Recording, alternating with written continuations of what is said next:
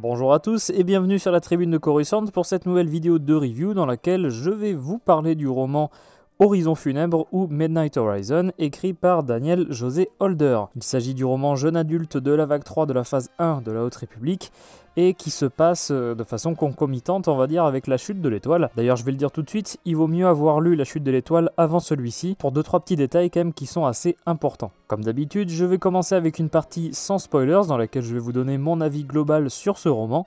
Et ensuite, j'enchaînerai avec une partie avec spoil dans laquelle j'irai un petit peu plus en détail sur tout ce que j'ai à dire. Pour ce qui est de Daniel José Holder, il a écrit par exemple le comics La Haute République Les Aventures chez IDW, qui est disponible chez Panini Comics en France également. Et il a également écrit le roman Junior, donc vraiment pour un niveau d'âge un peu plus petit, La Tour des Trompes-la-Mort, qui était dans la vague 2. Pour ce qui est de mon avis global sur ce roman-là, je l'ai trouvé quand même globalement bon.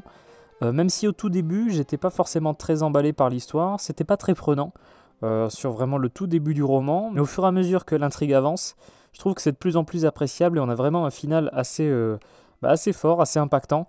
Donc vraiment pas emballé au début, mais vraiment la fin m'a plutôt conquis. Donc voilà, en moyenne c'est quand même un bon roman, je trouve, que je recommanderais à ceux qui veulent à peu près tout savoir sur la Haute République, surtout qu'il y a pas mal de personnages qui sont présents dans celui-ci, notamment des personnages qui étaient dans les romans jeunesse ou jeune adulte, et qui sont ceux qui sont absents d'ailleurs de la chute de l'étoile. On peut voir en couverture un Cyrus Silas et son maître Comac Vitus, qui sont absents de la chute de l'étoile parce que ils sont occupés ailleurs. On n'a pas non plus affaire à des événements aussi importants que ce qui est présenté dans la chute de l'étoile, mais c'est suffisamment prenant et intéressant pour que justement ça retienne notre attention, d'autant qu'il y a quand même un fait majeur très important pour la Haute République et l'univers Star Wars en général de cette époque-là, qui arrive vers la fin de ce livre. Mais je vais pas vous en dire plus parce qu'on est encore dans la partie sans spoil. J'ai bien aimé le côté du développement des personnages, certains qui n'étaient pas forcément très présents dans les autres œuvres, mais là on a de nouvelles choses qui nous sont présentées à leur propos. Il y a toute une réflexion sur les sentiments que peuvent éprouver les Jedi, quelles décisions ils doivent prendre par rapport à ça.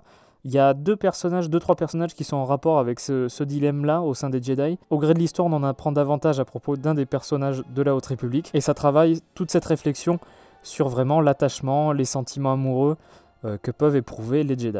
Alors je pense pas forcément pouvoir en dire plus dans une partie sans spoil, donc à partir de maintenant, on commence la partie avec spoilers, et c'est pour ceux bien évidemment qui ont déjà lu le livre ou qui en ont pas grand chose à faire d'être spoilés. Alors que les Nihil vont être occupés à attaquer Starlight Beacon, donc le flambeau stellaire, on se rend compte qu'ils vont s'en prendre, pas cette fois-ci à la bordure extérieure, mais à un monde du noyau, Corellia. Donc cette attaque est assez particulière parce qu'on s'attend pas à ce que les Nihil attaquent la République aussi près de Coruscant dans les mondes du noyau. Et c'est le côté un petit peu surprise de cette attaque qui est quand même assez sympathique. Comme je le disais en partie sans spoil, il y a beaucoup de choses qui sont basées sur les personnages, notamment Kantam Sai. On voit des flashbacks sur son histoire, on apprend ce qui s'est passé, le renoncement possible avec l'ordre, enfin il y a des trucs très intéressants à propos de ce personnage-là. Et ça file justement à la réflexion, comme je le disais juste avant, dans la partie sans spoil, sur comment ça se passe quand un Jedi a des sentiments, puisque Kantam Sai a quitté l'ordre Jedi avant de revenir malgré tout. Donc il y a toute une réflexion sur l'attachement, les sentiments, les Jedi, qu'est-ce que ça implique tout ça, quelles décisions prendre, c'était assez intéressant j'ai trouvé. On retrouve des personnages qui nous avaient été présentés dans le tome 2, si je me souviens bien en France, de la Haute République Les Aventures, puisque c'est l'équipage de Crash, donc Alice Angua, qui nous avait été présenté dans un des numéros de l'annuel, si je me souviens bien, ou le Free Comic Book Day, je ne sais plus exactement, mais en tout cas un des numéros qu'on a dans le tome 2 de la Haute République Les Aventures. Et en fait, c'est une équipe de sécurité qui s'occupe de différentes personnalités, etc. Des sortes de gardes du corps, et on suit leur histoire, et ils vont essayer justement de s'attaquer au Nihil avec l'aide des différentes Jedi qui seront venus sur Corellia. On retrouve parmi eux Rhys Silas, son maître Comac Vitus par exemple, mais également Ram Jomaram qu'on avait vu dans la Tour des Trompes-la-Mort. Comme je le disais dans la partie sans spoil, au début c'est pas vraiment très trépidant on va dire, mais ça monte en puissance. Petit à petit, on se rapproche de l'affrontement final pour virer les Nihil de Corellia. Et j'ai trouvé que c'était un final quand même assez satisfaisant, surtout avec le retour de Yoda en fin de livre. Alors ça, c'est la grosse surprise de celui-ci, puisque Yoda avait disparu depuis le tome 1 de la Haute République Les Aventures, le comics. Et on n'avait jamais entendu parler de Yoda à nouveau dans la Haute République. Et là, il fait son grand retour dans celui-ci. Alors c'est logique, vu que c'est un roman écrit par Daniel José Holder, qui avait écrit la série de comics Les Aventures. Mais voilà, enfin, Yoda sera là pour la phase 3, je suppose.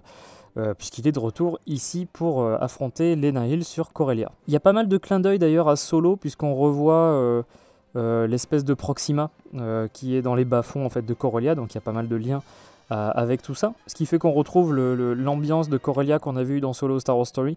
C'était assez bien fait, je trouve, comment ils ont montré Corellia dans ce roman-là. Et c'est cool de retrouver cette planète qu'on connaît beaucoup de noms, qu'on a vu rapidement dans Solo, mais qui est quand même une planète très emblématique de l'univers Star Wars.